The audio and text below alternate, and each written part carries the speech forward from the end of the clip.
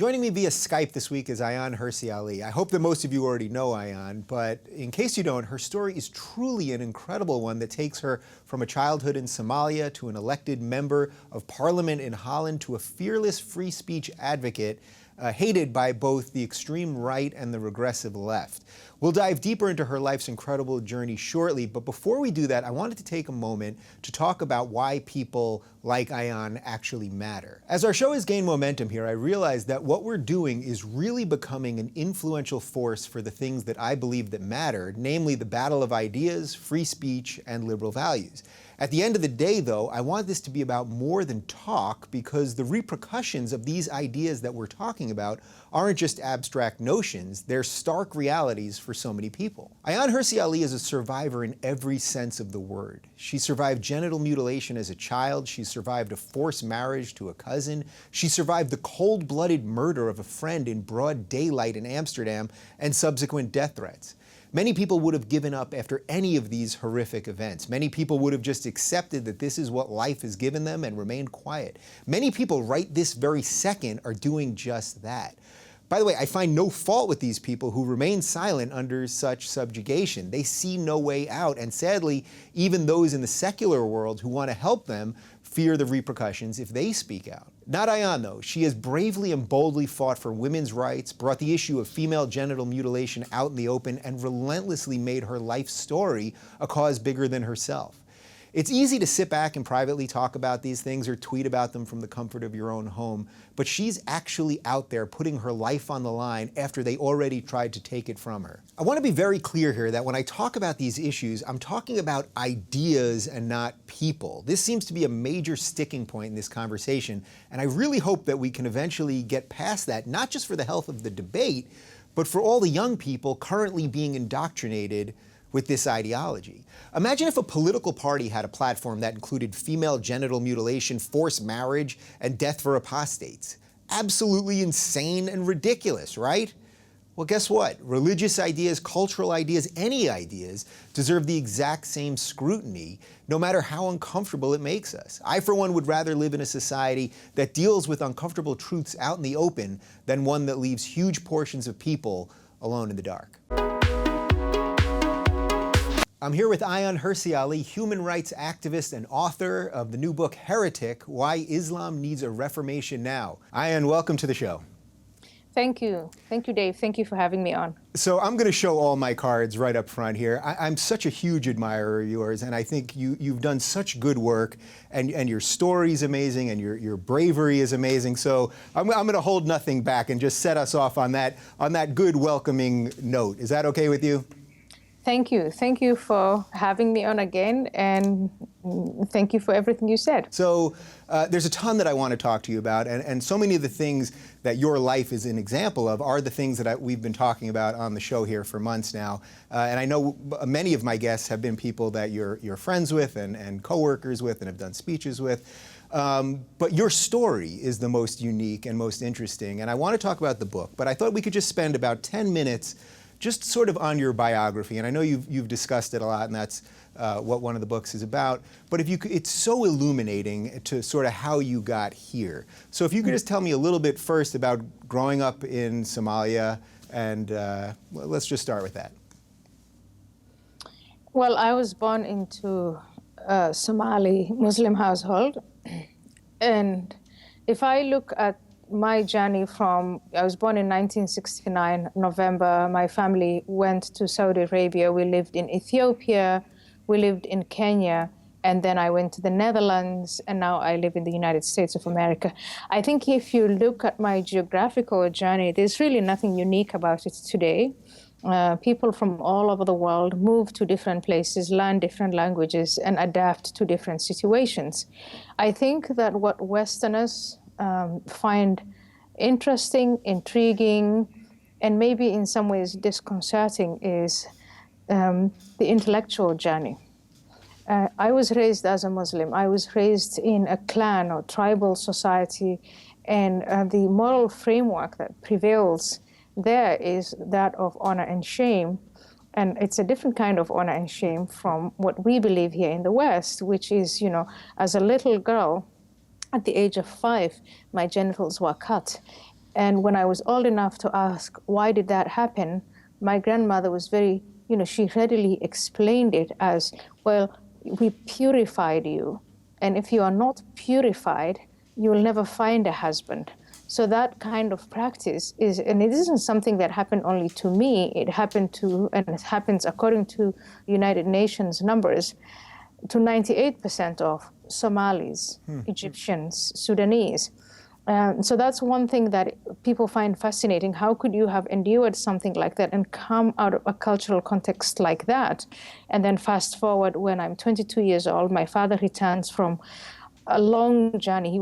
He had left us for 10 years in Kenya, a country that if you're a Somali, you feel, you are in a foreign country. And he comes back and he feels he has the right, as my father, to marry me off to the first suitor, the first guy who comes along and says, I'm of the same clan as you, I'm looking for a wife, which girl would you like to offer? And then I'm the one who's offered. So to Westerners, that seems pretty strange. Yeah, and this person, just to be clear, this person was a distant cousin of yours, right? Which probably wasn't that abnormal for that area. Absolutely not. In fact, the closer the kinship, the better, because the only way to make sure that family members are loyal to one another, share wealth, don't mistreat one another, is to try and marry within the same family as much as possible. Obviously with all the genetical problems, but that's not what we were looking at. Right. But that's the context. Your roles as a male, as a female, that's given. As a female, you can bring shame not only on your father and mother, your brother and sister, but the extended family as well, and even the extended religion. And so I think what is fascinating for most Westerners is how could that intellectual journey, how come once I believed in all that, I lived it, and now I am saying, as an individual, you have a right to be free to choose who you want to marry. You don't have to cut off the genitals of girls for them to be married. You don't even have to be married if you don't want to, because as an economic security, as a woman, in the Western context, where there is the rule of law, where there is this freedom, and where there is this wonderful education systems, as a girl, you can actually choose, what you want to do in life. You can map out your own destiny. Yeah, and that's why I love your story so much and why I find you so inspirational, because you're truly living, breathing proof that things can change and that people and girls, especially from this part of the world, can have a different life. And that's why I find it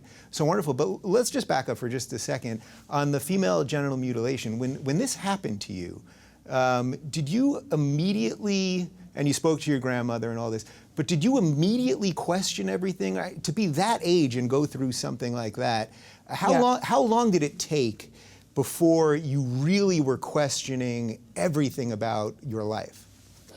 At the age of 5, I didn't question it. At the age of 10, I didn't question anything. At the age of 20, even, I didn't question anything. But there's always, as you grow up, and I remember for me, in terms of evolving, evolving from childhood to maturity, it was the ages of 14, 15, 16, when I want to know, what's the point of this life and why are we put on earth, and is it only to reproduce? We're, at that point, my family, we're going through a lot of adversity, and it is, what is the point? What is the point? So instead of being suicidal, I joined the Muslim Brotherhood because they make the point so very clear. You've been put on this earth by God to be tested for your absolute submission. You're going to be tested as a female in various ways and as a male in various ways. And you just have to say yes to that, submit, and earn your points. And for your audience, I'm just going to give you one interesting way in Please. which I think how does one even manipulate that? As a believing Muslim, how does one know that you're doing what God wants you to do? You have 2 angels on either side of your shoulders. On your right side, you have an angel that notes down minute by minute, second by second, your good intentions versus your bad intentions. So we're not even talking about what you say. It's already before you say it. But on top of that, that same angel also notes down what you say, and then your behavior. And on your left, same thing. Everything that you do that is wrong, that angel is doing the bookkeeping. And you live, and at some point you die, and then there is the hereafter. There is the day of judgment, and we are told as Muslims, no one can escape that. You are before God and his tribunal. You're before God and his tribunal, the prophets, the angels, and all these other human beings. And those two books are going to be put on a scale. And if your right-hand book weighs heavier than your left-hand book, you go to heaven. And if your left-hand book weighs heavier, you go to hell. And as you grow up, it's especially with the radical Islamization of things. These things are made so explicit to you, and you become so aware of them. It's like in the West, it's like keeping track of your calories. Yeah, well, it's interesting because even the way you're describing it, there's sort of a whimsicalness to the way you're describing it, because now, as a secular person, it sounds so ridiculous to you, and yet there's literally millions of people that believe in this in a literal sense. Absolutely, absolutely. And you're young, you trust your parents, your teachers, and Islam is your religion. And religion, I know that all human beings who are religious are taught that the criteria, the framework, how do we know the difference between what's right and what's wrong? Religion tells us that. And so as a Muslim, and Islam is a way of life, you are taught that this is the difference between right and wrong. And these things are spelled out. That which is forbidden, haram, that which is permitted, halal. And so then it's up to you. There's a level of choice in there, Right, but it sounds like the guy on your shoulder already knows your intentions anyway, right? Exactly. So even if you abstain, the angel still knows you want to indulge. Wow. All right. So I want to talk a lot about. It's funny that it seems funny to you now. I'm glad to see that, and you have a beautiful smile. So it's nice because you've come out of this. So it really is nice. So I just want to do one more thing on your bio, and then we can get into some of the specifics about the doctrine and things sort of in your life after that. So you made political asylum in the Netherlands. You then became member of parliament. This is an incredible story of success. And with all the refugee things going on in Europe right now, there's a lot of parallels to that. You found safety and became successful and influential and went on to talk about female genital mutilation and women's rights and all this incredible stuff. But here, of course, I have to mention that then Theo van Gogh was doing a movie based on a script that you wrote, and he was killed by a Muslim extremist in broad daylight in Amsterdam at 9 a.m. in the morning. And as if that wasn't horrific enough, the person that killed him pinned a death threat to you on this person's body. Now, I know you've talked about this a lot, and I know people hear things like this, and I don't think it quite gets to them. It sounds like a movie, sort of, right? Yeah. And so I just want you to talk about a little bit about it specifically, but also just the feeling that it left you with, the sort of terror, because it's one thing to say these things happen, but you're a person that these things actually happen to. Well, in a way, I have to say the difference between Theo van Gogh and myself was that I believed in those threats. I didn't know exactly what the individuals who were threatening me would do. So 2 years prior to Theo's death, I started to take all kinds of security precautions. And when he and I were working together, I kept saying, Theo, I know it sounds surreal in a Dutch context. I think he would tell me over and over again, do you know the last time in the Netherlands someone was killed because of what they believed in? And he would give me years from the 17th century. We are Dutch. This is the Netherlands. We don't do that sort of thing. So relax, let's do this. And that was actually true because Holland was an incredible place of mixed cultures and religions and ethnicities and all that, right? Absolutely. And still is. And it wasn't only that, it was also in, the wider Europe when in hundreds of years ago, 17th century, 18th century, when on religious grounds, people would face intolerance so much as to threaten their lives, thinkers, creative people, they would go to the Netherlands and they would get a sanctuary. And so for him, it was, for Theo, making this film, it wasn't about that. Yeah. It was about preserving what he knew was his culture, his civilization, and really not just Dutch civilization. I think civilization with a capital C, when human beings can discuss and can disagree without having to threaten with force. Right. So in a bizarre way, by them killing him instead of you, in a weird, I know this sounds perverse or something, but that was more of a direct attack on Holland, right? Because they were going after one of their own, so to speak. So to speak, and I had accepted the perimeters that the government put me within, a security framework, which was it's something that Theo van Gogh said, I would never ever accept anything like that, because these security measures curtail your freedom to a degree that you're not free anymore. I'm never going to accept that. Yeah. And he wanted to prove to them, it is not having to, put a shell around the people who are practicing free speech. That is not the answer. The answer is to openly discuss these things and make them open. If these people are provoked by that particular film was, this is what the Quran says about women, this is how it's put into practice. That's what we need to be talking about. We shouldn't be talking about security. And he gets killed. And I think by doing, the murderer killed Theo van Gogh, and that incident confronted Dutch society and Dutch leadership, and I think the wider European Western leadership with, we can all go around talking about the First Amendment, freedom of speech, freedom of expression, all this, that, and the other, but what are we willing to do to preserve it? And he has left us with that question, and I'm disappointed to say that so far we haven't done that much, because as you know, this year, the beginning of this year, the cartoonists in Paris were killed, and the threat to free speech continues. And if government policies are anything to go by, it seems as if they're telling us it's best not to provoke them. Yeah, all right, so I really want to focus on that, because that's been one of the, this free speech and political correctness, it's become this perfect storm that's actually strengthening everything that it should be against.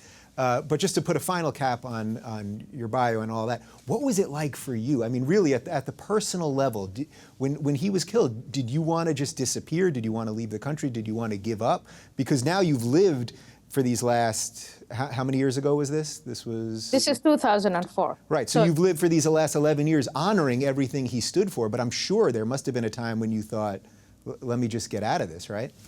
Oh, I think it every day. I think it all the time. It's so tempting to just think, I've done enough. This is my age. I'm 46 years old next month. There's nothing for me in it personally. But I think it's what Hayek said made the difference between being comfortable, which if I just disappeared and changed my name, I would be very comfortable, versus actually living, which is when you're challenged and when civilization is challenged, when our freedoms are challenged, we always rely on those who stand up for it. And those who want to push their agenda through intimidation, through force, they know that their argument is very weak. Otherwise, why would they avoid discussion? Why is it difficult for them to showcase what the Quran and Allah and the Hadith, the sayings of the Prophet Muhammad, and the jurisprudence and the practice of Islam says about women and says to women? Why are they afraid? If all women had 100% the freedom to choose, and if your message is superior, why not allow people to just choose for it? One of the things we've really focused on here is what I'm now calling, and what Maajid Nawaz has coined as, the regressive left. That there are people, I come from the progressive world, that's where I've been for these last couple of years, and it's only really in the last 6 months that I've had my own awakening, that I realized it was it's my guys on the left that are trying to silence people like you and silence people like Sam Harris and Maajid and all of this. And I've had Sam and I've had Maajid on, and I include you in that. And I think partially, I think that Sam said that or Majid said that part of his awakening was after a debate that he had with you. What do you make of this coming from the left? Because the left is supposed to debate ideas, right? We're supposed to be about ideas, free thought, and yet it's those very people who are trying to silence you. I'm amazed by this. I think what I've seen, and I could be wrong, is that what the left does is they put all the emphasis on justice, the concept of justice. And maybe what the right, rather classical liberals, because those are the people I identify with, and in the US they're called conservatives, sometimes libertarians. But what classical liberals do is they put the emphasis on freedom. And I was exposed to these concepts between, say, 1995, when I go to the University of Leiden, until 2000, and then 2001, something happens that makes me intent on testing these ideas. And what I have discovered, like many people before me, and I think you will as you grow, is that there is no justice without freedom. And so if you accept, and that is freedom from coercion, freedom from being forced into doing something you don't want to do, or using the tools of state to make individuals do something they don't want to do, or the government failing at having one individual take the freedom of the other individuals. But if you have no freedom, then you will have no justice. Yeah, so I'm with you on that. So justice is secondary. Right. So what do you make of the tactics that they use? Because there's been so much, we've talked about it so much, but so much lying and smearing about people's views, including your own. Even when I've just tweeted that I'm having you on the show, fortunately, because we've built something good here, I think, 80% of it was positive, but a lot of people, she's racist. I mean, they're telling me that you are racist. So what do you make of the tactics that they're using? Because I do think they're doing something lofty. They think they're helping the downtrodden or something like that. When in actuality, they're strengthening the very people that they should, by definition, be against. And I think that is because if you put the emphasis on justice, you are by definition going to start talking about groups and collectives. Groups and collectives are abstract. You belong to a group for a short period of time. You're a member of whatever you are, collective you are a member of for a certain amount of time. But really, all the time, you are an individual. So the basic arguments I used to have with the left, and I started out in the Netherlands, was, okay, so you want to protect the culture and the religion of this collective, and this collective is saying, if we don't practice our religion the way we used to back at home, we are just not happy, we feel deprived, we feel persecuted, we don't feel at home, and that has all kinds of a psychological effect on the entire group. But what about the individual? What about the individual girl who's removed from school? Right. What about the individual girl who's forced into a marriage where she's consistently raped? She can't reach out to her parents because they put her in that situation. Her husband thinks he has a right. What about that individual right? What about the individual right to say, I don't want to do this, I want to do something else, and you're forcing this individual into doing that? And these constitutions in liberal countries is all about recognizing that individual freedom and aspiring to protect it as much as possible. And so what I tell my left-wing friends, and I have a lot of them because a lot of them have good intentions and they're progressive and they want to stand up for the poor, the downtrodden. I feel the same way, yeah. It's just to take them back to that unit that they can empathize with. If you're gay and you're on the left, and on the one hand, you belong to a movement, you're fighting for the right in America to marry.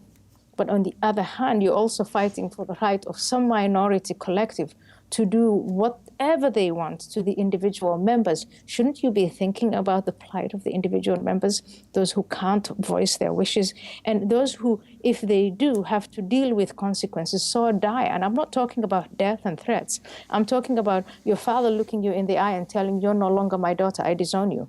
You can't show yourself up in the mosque. You are not invited to, so you're shunned. Yeah. And think of the psychological impact of that on the individual who chooses to have a lifestyle that is not in sync with a 7th century lifestyle. Right, and that lifestyle, whether they're gay or just a woman, is what the progressives should always be fighting for, and that's the ultimate irony in this. That's the ultimate irony. It is women that I mean, this is my background. I wanted to be free to determine my own destiny. I didn't want to marry the man I was forced to marry. I wanted to find my own mate in life. I wanted to work and I wanted to finish my education, and I was told that's going to bring shame on us. Now, with the emphasis on us, that is the group, the collective. So it's always you, the individual, the unit, and you're constantly being told, you're so selfish, you're bringing down the whole family, the whole clan, the whole group. And here's the irony, I think. It used to be the left that would take up the defense of the weak. Mm-hmm. And now, unfortunately, we live in a time when it is the left that has decided to define weak units as groups, not individuals. So what can we do? So what can we do? People in the public sphere with a voice that care about people on the left, not even people on the left, that care about liberal values. Yeah. What can we do? Because when I see the tactics and the way they treat you guys, yeah. I've asked this to Sam and Majid. I said, there must be this piece of you that wants to get out, and that's why I asked you too. And I partly think that the reason that they do it is they want to do enough damage to you guys and people like you so that everyone else, it's not about you. You know what I mean? Like, they'll get rid of you. You'll just say, okay, I can't do this anymore. But it's the chilling effect for everyone beneath you. So how do we fight this? It's about the utopia. I think what we have to do is we have to expose the fact that they are after a utopia. This whole justice thing, life would be wonderful if we had Sharia law, all of us. So just uncover their message. Really, would we? And I think if you are a liberal, you have to revisit the basic principles of liberalism. And it was about individuals. That is how the aristocracy was put in its place back then, when there was, I have all of these rights because I happen to belong to this family, and you're all serfs, and you serve us as aristocrats because you happen to belong to that collective. It wasn't about that. It is about the individual freedom. When it was about, fighting slavery, you had to recognize the other person who was the slave as a fellow human being and as an individual. Fighting for women's rights, you had to recognize women as fellow individual human beings. And the whole concept of human rights is based on the individual and the freedom of the individual. And we know that we are social animals, and as social animals and as individuals within our families and within our communities, within our workplace, we have to negotiate that sweet spot, that space where you can say, I can be me, and this is how I can serve my community, and this is how my community can serve me. But all of that is not going to work if individual liberty is compromised.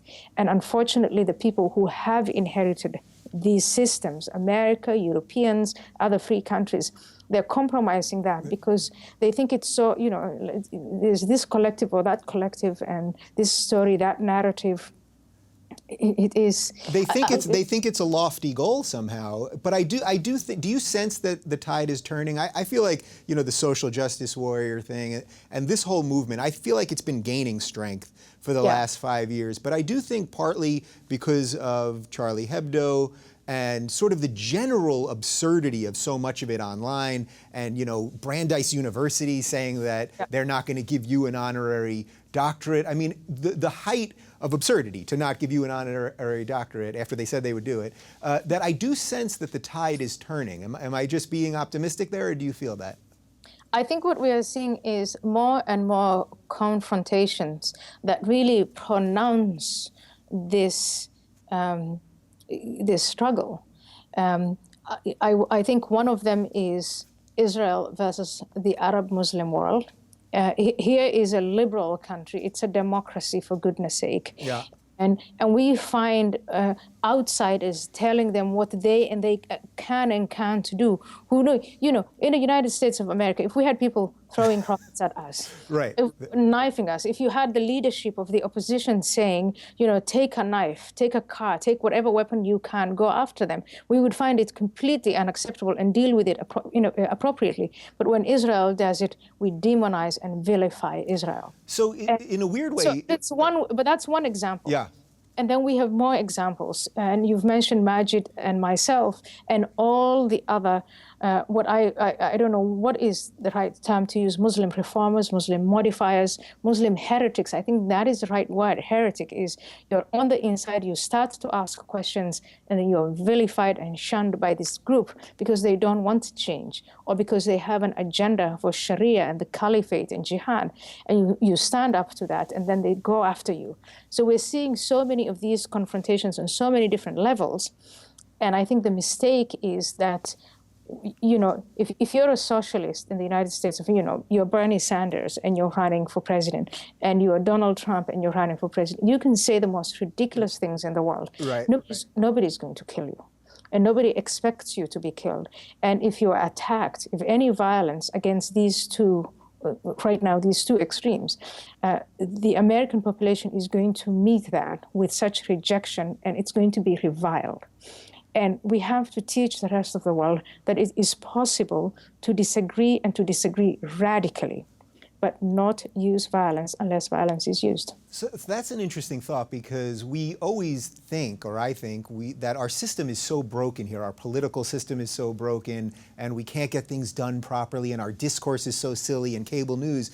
But actually, the way you just said that look, you have these two people who couldn't be further from each other, Trump and Sanders, the ultimate capitalist, the ultimate socialist.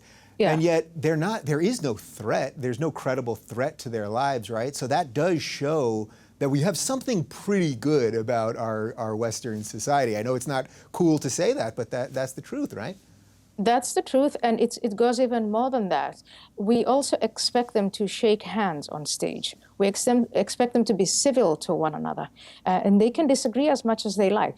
But, why is the general public, say the establishment Republicans, why are they angry with Donald Trump? I don't think it's because of his ideas. Sometimes it's because of the way he speaks. That goes a little too far. It gets too close to, uncivilized behavior, violent behavior. Let's not do that. There is a culture here where, yes, people are violent. There are a lot of guns out there, and people use these guns. But mainstream Americans expect mainstream Americans to behave in a certain way. And it's not a culture that says, let's not disagree. We know we all disagree. Yeah. You say the system is broken. No, it's the human being that's fragile. We disagree. What we have is a system where you can have these disagreements and these discussions, and you can change your mind, or you can go as radical as you please, but you're not expected to use violence, and the government is there to protect you. And with people putting question marks on the First Amendment, there are two different things. There's one part of it is, we can disagree with one another as much as we like, but there's a system here, there's an infrastructure that allows us to disagree with one another without the use of violence. If you start putting question marks on the First Amendment, in other words, defamation laws, there are some religions or there are some icons that you may or may not criticize, then you are really eroding the system. You're bringing down the system. Yeah. And this system is superior to any other system I've ever seen, any other system in history. So our job is, and here's where people like you and me and Sam and Majid are saying, we've got to be careful that the government does not enact laws where some ideas cannot be criticized, and religion is just an idea. It may be to you everything, but to me it's just an idea, and all ideas can be criticized. It makes your idea only stronger. Right. But we must not challenge we mustn't erode the system that makes that possible. So I'm a First Amendment fundamentalist, if you want to put it that. If you're going to be a fundamentalist of some kind, I suppose that's the one to be. So I know a lot of people will, as I said earlier, they'll call you an Islamophobe. They'll call Majid, who's Muslim, an Islamophobe. What do you make of the meme of Islamophobia? Because at one time, I feared that the government was going to come for our free speech, so infringing on our First Amendment. But what I'm now fearing is that we're taking it away from ourselves by what the universities are doing, and by every debate ends in someone being called a racist, right? We know what's happened to Sam. That it's not the government, but it's the use of words to stifle debate. We are doing it ourselves. You know, when the Charlie Hebdo incident happened, I expected all newspapers in the free world, all televisions, the whole media to stand in solidarity with them and republish those cartoons to show them this is what we do, this is what we are about, it's an idea. And the Islamophobia meme, if you want to, first of all, you know, to criticize an idea is not to be phobic. Islam is a religion, it's a faith, it's a set of beliefs, it's an idea, it's not the people. Muslims are very diverse, and many of them disagree on many things, including the position of Muhammad, including whether Muhammad should be drawn or not drawn, criticized or not criticized. So given all of that, yes, you're right. It's not only the government. We shouldn't, of course, the government is lobbied by 57 nations of the Organization of Islamic Conference, that through the United Nations and other international bodies is trying to make them adopt laws that leave Islam out of the realm of discussing ideas and criticizing ideas. But it's not only that. We are doing it to ourselves. Schools are doing it, the education system, the press, even individual. I think that some of it is because we are scared, because we think, you know, we don't want to be shot, we don't want to be killed. Which is just what they want, right? They want, because the fear is as powerful, if not more powerful perhaps, than murdering somebody, right?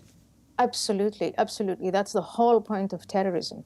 It is they want to get what they want. So I would like to promote the idea that men and women are equal and should be equal before the law. I want to get into every Muslim community and promote that idea. And I know it's an uphill battle. But for me to do that, my life is not safe. Now, for the Islamic extremists, they want to promote the idea among Muslim American citizens and others that women and men should behave in a certain way. They can take advantage of all the freedoms that we have, freedom of religion, of association, of expression, and I give them that. Yeah. But why can't I do the same? Why is my government not protecting me to promote my message, which is 100% aligned with our Constitution? Yeah, it's so fascinating because it's so many levels of craziness, I suppose. So I think part of the issue also is that people get a little lost in the definition of terms. So could you explain the difference between the doctrine of Islam, so sort of the religious side of it, versus what political Islam is? Because I think that split in itself, I think, has many people very confused. And that's why I'm trying to use this show to get people just to understand the basic tenets of all this stuff, because maybe that'll remove a bit of where everyone says this is about bigotry and racism and things like that. Okay. So in the 7th century, a man called Muhammad comes with a message. So man, Muhammad, the message: submit to one God. Forget about all your other gods. Submit to my God, the one who spoke to me there in that cave called Hira. Yep. And a bunch of people say, this man is crazy. We're not going to abandon our gods. And he carries on. So for the first 10 years, what he is preaching is, my God requires you to pray, to fast, to look after the poor, to be charitable. A lot of the things he was saying in those first 10 years would fall under what you and I and a lot of Americans and Europeans understand as religion. You believe in these things, and maybe something good will happen. Maybe something good, you know, you can mobilize one another. If you look after the orphans, I mean, what's wrong with that? Right. That's great, right? Right. And then the next 10 years of his life, he moves from Mecca to a place called Medina, and he starts to put together a militia, and he starts to wage war. Small wars that he wins, that get bigger, and he starts to conquer and conquer. And of course, all that goes to his head. And from then on, the second 10 years of Muhammad's life, that's when political Islam comes about. In the first 10 years, he was saying, please reconsider. Think about having all these many, many gods, give them up, come to my one God, and it would be your choice to do it. From Medina onwards, it had to happen at the tip of a sword. And every victory strengthened him and his followers in doing that.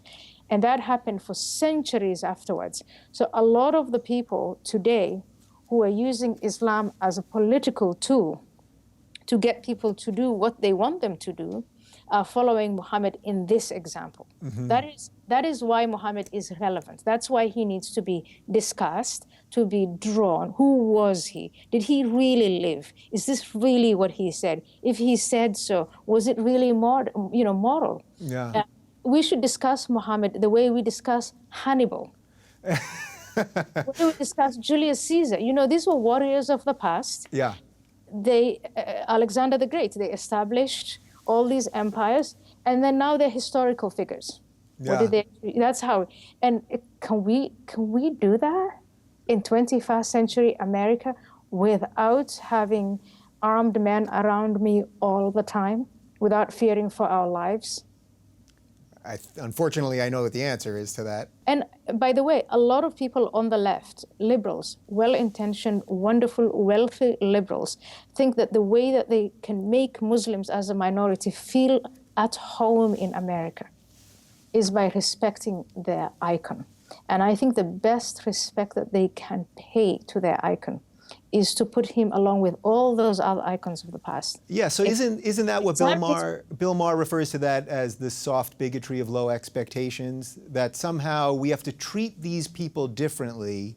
Yeah. I want everyone to be treated as shitty as everyone else. It's not even about treating them well. Treat everyone equally crappy. That would be good for me. And Bill Maher is, he's on point. He is one of those few liberals who is saying, I'm not going to make an exception for my fellow American sentiment. Why would I? I see them as equals. Yeah. And you know what? And he knows there are a lot of Muslim Americans who laugh at his jokes and who love him. But they have to hide that from the Islamic extremists inside of their families and their communities. Yeah, so that's... And it's our job to emancipate them by saying, I'm not in Pakistan or Afghanistan or Somalia or Egypt. I'm now in America. I'm probably in LA, and I want to laugh at Bill Maher. I like his jokes. Yeah, that's the crazy part, right? That Bill Maher, when it comes to this discussion, is really being treated like a pariah by the regressive left, and they're calling him and Sam, of course, racist because of that whole Ben Affleck thing. But we've spent so much time on that. I don't want to get into that specifically. But look what they've done to Bill. I want to say, why doesn't Ben Affleck play the parts of Muhammad the Great or something like that? That would be something, right? He had no problem playing a fallen angel in Dogma, which was all about Christianity. Yeah. But I guess it's a little different in this case. So one of the other things when I tweeted about you was that a couple people said, "How could you have her on? She's a neocon." What is that? That you're a neocon. Yeah. Are you a neocon, Ayaan? What if somebody explains to me what a neocon is, I might decide to be a neocon or not. All right. So I think what people are saying is that the neocons, they really think of the neocons as the sort of George Bush, Donald Rumsfeld, Dick Cheney, nation builders. This idea that America can exert its influence to nation build, and I think they lump you in on that. Take it away. It's a position in foreign policy that if you're going to intervene in and you remember right after 9/11, if we go out there as the United States of America, we know we've been attacked from Afghanistan. We get into the affairs of that country. How do we leave it? Now, there were people who were saying, we don't just go in and destroy and get the bad guys and get out because we leave the situation far worse than we found it. We have a responsibility to rebuild, and it's going to cost us a lot of blood and treasure. If those are the neocons, count me in on them. The fact that such a thing is really quite murky and it takes a long time, but I find that position to be more noble than the position we are in now, where we're going to go and get rid of, degrade and defeat ISIS by bringing in together people who really have never fought and have them be defeated and offer some air power and just muck it up and muddle through. When the neocons were in charge, if that is President George W. Bush, he did make huge mistakes early on, but after the surge, Iraq was under control. Yeah. And the Iraqis lived in relative peace. We didn't have to pull out. These are political positions. And this is policy, and you can say what you like about the merits of the policy. But I think it is wrong to put labels on the foreheads of people as neocons and this and that. It's not. There are a bunch of people who thought about what would happen after you leave the place. And I still think it's more responsible once you invade a place to stay there until things are in order instead of pulling out 2-3 years into it. Right, and I guess that's the irony, is that, you know, we know in retrospect that the Iraq War was based on faulty logic, but when we were there, it was better than it is now, and that's just a sad reality, and that doesn't mean we should be there forever. But, you know, it's the United States, we're in this weird thing. We do things, people hate us, we don't do things, and look what's happening now. They hate us anyway. Yeah, so I guess that gets, right, they hate us anyway, and I guess that gets to your point about labels. It's also about policy. You see, if you are in, and maybe, I can't blame it for people who haven't been, you know, in parliament or in policy, who weren't involved in policy. Every single policy has consequences, intended consequences, unintended consequences, you name it. So it's all about the positions you take around these policy issues. And the position you take around a policy issue should not define who you are.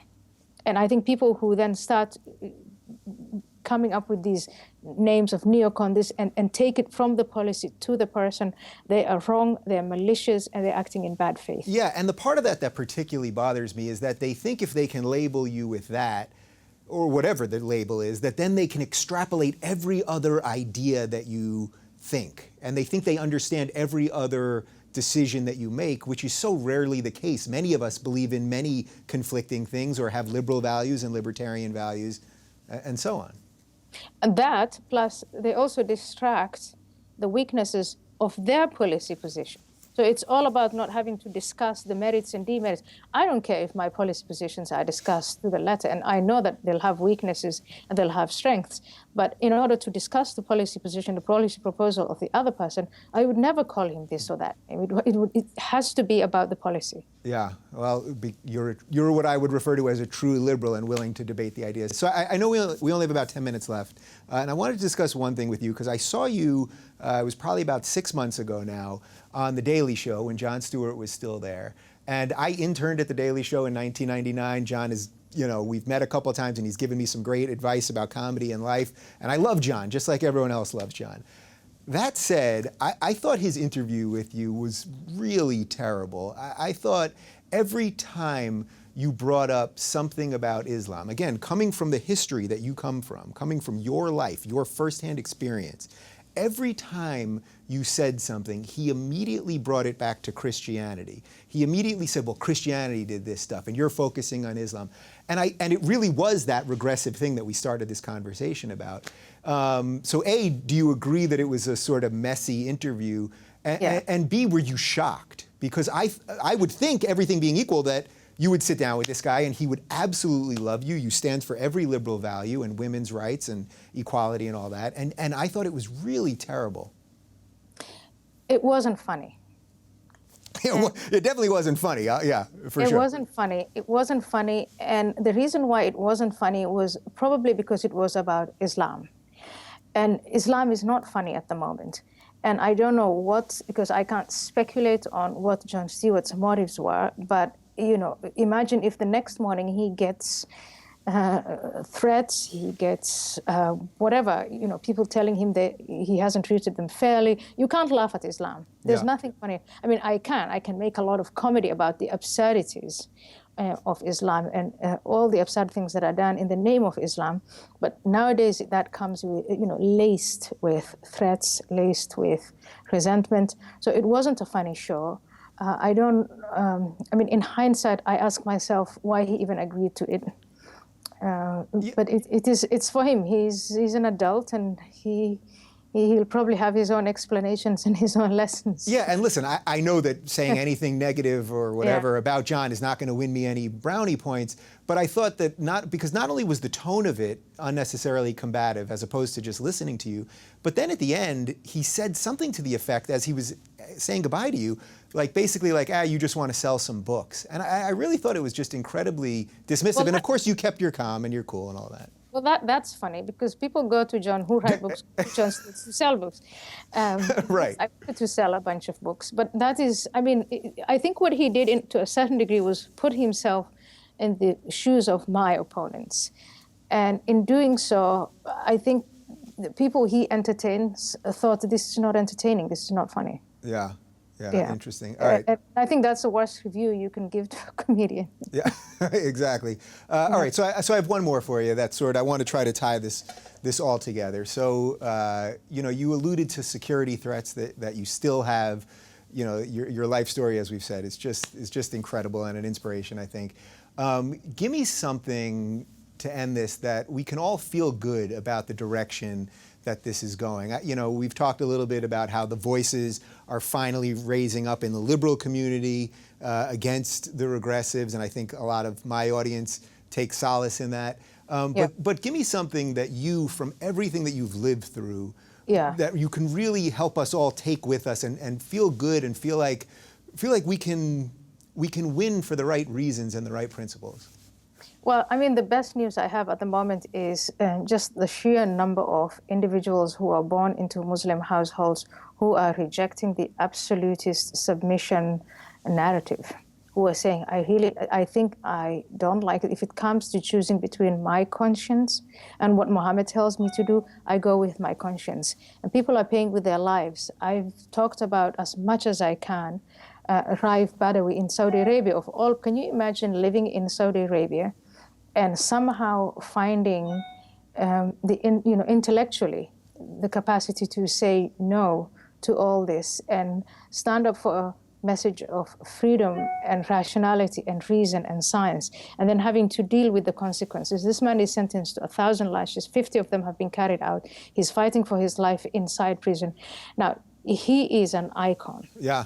But he is only one of what I now see as thousands, and I see them everywhere. The calls, the emails I get, I'm so heartened by that. And 10 years ago, it was the opposite. Every single Muslim who called me just called me an infidel and told me, you deserve to die. And now people are saying, my God, you're my hero. We're in this together.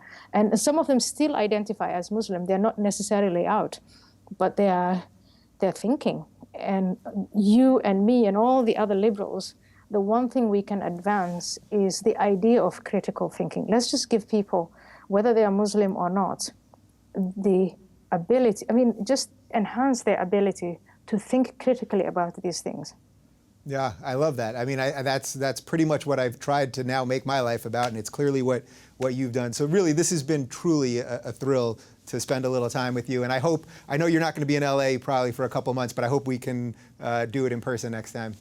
Thank you so much. Thank you for having me on, David, and good luck with this show. Keep up the good work. Thank you, likewise. All right, well, you guys can buy Ayaan's book. It's called Heretic, pretty much wherever books are sold. Where do you want them to buy it, though? Do you have a place you want to send them?